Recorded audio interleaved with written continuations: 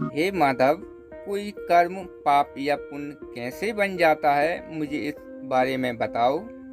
हे पार्थ, जैसे सूर्य उदय होते ही रात का अंधकार नष्ट हो जाता है, वैसे ही ज्ञान का प्रकाश अज्ञान के अंधकार को नष्ट कर देता है।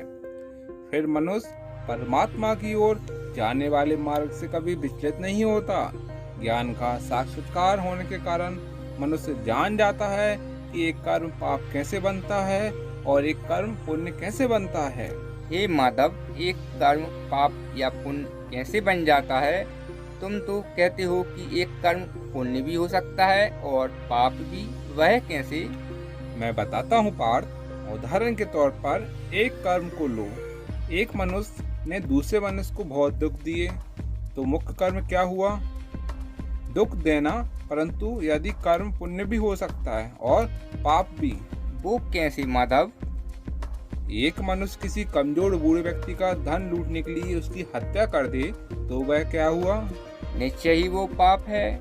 और यदि एक दुष्ट मनुष्य किसी अबला स्त्री के साथ जबरदस्ती करने की कोशिश करता है, तो उस अबला स्त्री की रक्षा के लिए उस मनुष्य की हत्या की जाए, तो वह क्या होगा?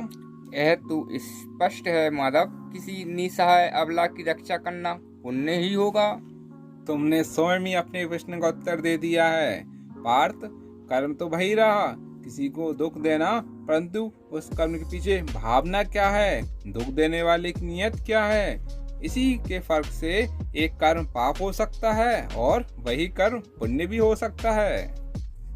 हे अर्जुन, जिस भावना जिस नियत से मनुष्य कर्म करता है, उस नियत के कारण एक ही कर्म किसी के लिए पुण्य बन जाता है और किसी के लिए पाप बन जाता है। कर्म के इस ज्ञान के द्वारा ही मनुष्य को कर्म विकर्म अकर्म की पहचान होती है। कर्म अकर्म विकर्म, यह क्या है माधव?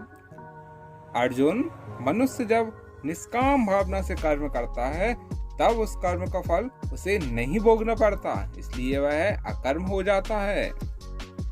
कर्म उसे कहते हैं जो सकाम भाव से फल की इच्छा से किया जाए, उसका फल कर्म के अनुसार अवश्य मिलता है। अच्छे कर्मों का अच्छा और बुरे कर्मों का बुरा फल मिलता है। और हे मधुसूदन, ये विकर्म क्या होता है? हे पार्थ, असत्य, कपट, हिंसा आदि अनुचित कर्म विकर्म होते हैं। इसका अर्थ केशव, युद्ध भी विकर्म है, क्योंकि इसमें बहुत हिंसा होती है। हे पार्थ, तुम अभी भी अज्ञान के अंधकार में भटक रहे हो, इसलिए ऐसी बात कर रहे हो। मैंने अभी तुम्हें बताया कि कर्म जिस भावना से किया जाए, उसी से वह पाप या पुण्य होता है। युद्ध यदि अपना धर्म समझ के अधर्म का अन्याय का नाश करने के लिए किए जाए, तो उस युद्ध में मरने पर भी प्राणी को स्वर्ग की प्राप्ति होती है। इसलिए तुम सारी शंका कुशंका को त्याग दो और अर्जुन युद्ध करो।